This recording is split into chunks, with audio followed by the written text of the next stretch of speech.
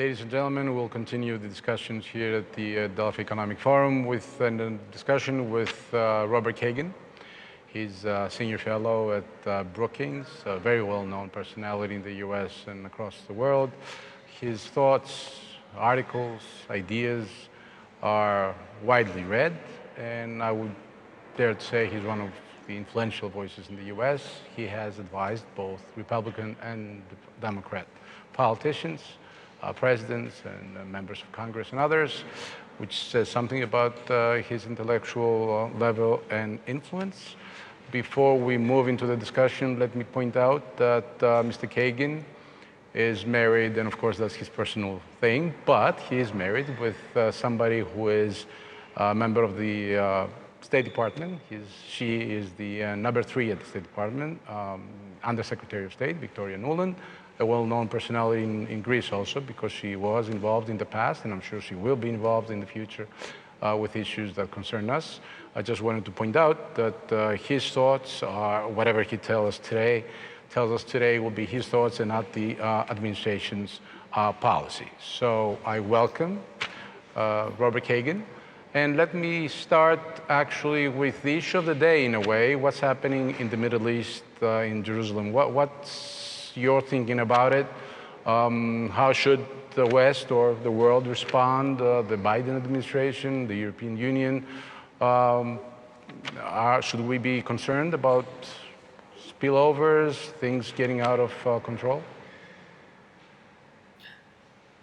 Yes, I think we live with a kind of illusion about the Middle East. I know American policymakers and policy thinkers are always talking about the search for stability. People want to have a nice, stable Middle East. And I think that that is an illusion. The Middle East is, for one thing, never stable. It hasn't ever been stable, partly because of the international configuration of power in the world. You have a lot of relatively weaker states that are heavily influenced by the more powerful states. And so it lends itself to change. Plus, ideologically, people are demanding more rights, and those rights are being oppressed, and in many cases by regimes that the United States supports. So I do think there's reason to worry, and I think that we're also seeing the product, unfortunately, of an overly friendly and permissive American policy toward Israel. It used to be the case that the United States was a kind of balancing factor, which had an impact on internal Israeli politics, which strengthened those who wanted compromise and negotiation. The United States has really given up that role now for quite some time. After the Obama administration made its first move by distancing itself from Israel, it basically lost its ability to influence the situation, and lost it happened really in 8 years. And then the Trump administration was so entirely in the pocket, not only of Israel, but of Benjamin Netanyahu, that it basically gave Israel's leader, Netanyahu, and the hardliners in Israel, a kind of free license to do whatever they want. And I think the United States and other powers have to go back to being more of an honest broker in the situation. Our interests are not identical to Israel's interests. And so I would like to see a greater role by the United States, making it clear what kind of behavior we consider acceptable for all the money that we give to the region. Now, that isn't to say it's not a complex situation, and there is blame on all sides, and the Palestinians themselves, are not being productive in their behavior. But after all, they are the people who are oppressed in this situation. And to expect oppressed people to behave more reasonably than the powers that oppress them, I think, may itself not be reasonable. The body politic of the U.S., do you feel, briefly, and let's move to another question afterwards, that Biden as a personality and Tony Blinken are in the right direction in dealing with an issue like that, given their approach until now and their relationships with people or protagonists in the area? Well, look, it's early going, and I've long learned not to think that you know what administration is going to do based on its first 3 months in office, and I'm sure there's going to be a lot of changes. I think that that the administration, President Biden and his advisors, have a good track record of being friends of Israel. Biden has been a strong Israel supporter for a long time. But I think that what Israel needs now is not blind support. Actually, Israel needs a little bit the United States carries a great deal of weight in Israel. I don't think we have to have a confrontation with Israel in order to try to suggest that, the way they're going about things is a dead end ultimately, and not just a dead end, but an explosive dead end. Let me move to almost the total other part of the world, which is China, the US-China relationship. President Biden talked about a strategic competition. Others, I guess, more pessimistic maybe, call it possibly the next Cold War coming up in a different way.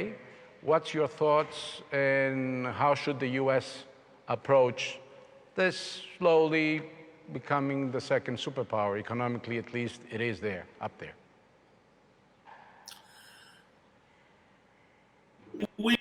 We'd say, another Cold War, as if, the only time there were ever tensions between great powers was during the Cold War. But of course, tension among great powers is the norm historically. And I think sometimes when we are dealing with a fairly normal situation, which you have a powerful country like China, as you say, I don't really think it is a global superpower. I don't think it really has anything like the capacity to be a global superpower.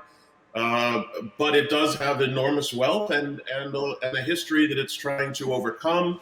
And all these things make for tension, and there's going to be tension. The hope that we will have a smooth relationship with a country like China that's an illusion.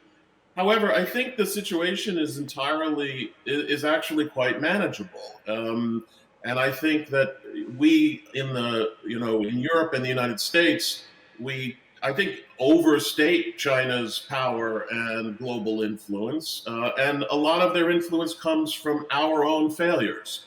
If we had a more coherent, well-structured international system led by the democracies who are still, fundamentally in the driver's seat internationally, we would leave fewer openings for China, and we would put more pressure on China to pursue a more constructive course. By the way, I know you're going to bring up Russia, but the same is true of Russia.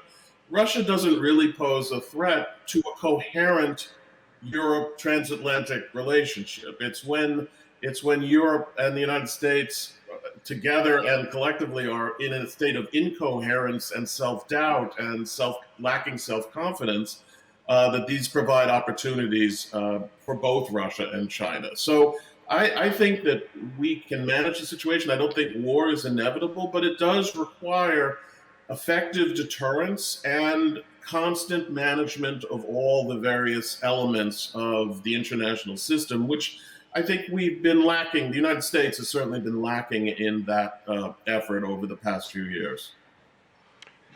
Both Russia and China are big powers in their own right in specific areas.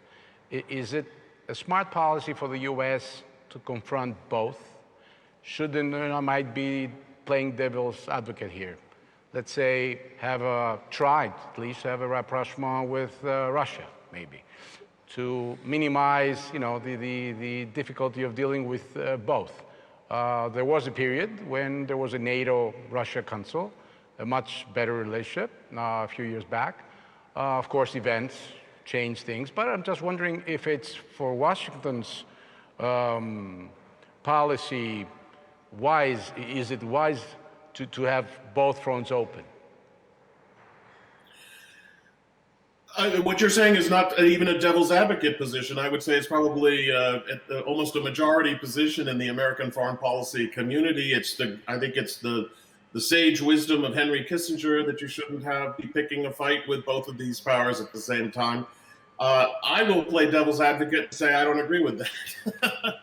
I think that, for one thing, we're not the ones picking the arguments with Russia. And the notion that Russia is responding to some kind of aggressive action by NATO or the Europeans or the Americans. It's just nonsense. Putin needs external enemies. They're part of what allows him to justify his domestic rule.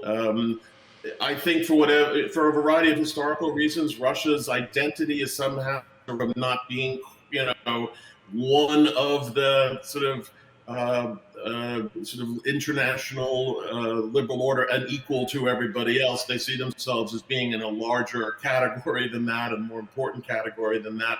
And so there's a lot of Russian resentment that they don't have, that they lost the Cold War and things like that. So, however, Russia is fundamentally, except for its nuclear capacity, Russia is fundamentally not a strong power. I wouldn't even say it was one of the two or three great powers. I mean, if you want to say that there are two great powers, it's probably the United States and China, although the disparity between the United States and China is enormous in terms of power. Russia is in another tier entirely. So again, I think we spend a lot of time being upset and angry at Russian and Chinese behavior and scared, etc. We would do better to calm down and play the cards that we have, which are enormous. I mean, it's really important to remember that between the United States and Europe and Japan and Korea and Australia and India, the democratic world enjoys enormous influence, and it's really just up to us to wield that influence intelligently. The only thing we have to be aware of is that there is going to be tension in international relations. There's going to be competition. There are going to be conflicts. I think there's something about our Enlightenment liberal view of the world that we're constantly waiting for the moment when everything is kind of worked out and we're living in a general peace. That's not the way the world works, and I would say nobody should know that better than Greece for its lengthy history of being involved in either as a main actor or as a victim of global politics. That the world is not set up to run smoothly. You have to constantly be struggling with the challenges that are out there.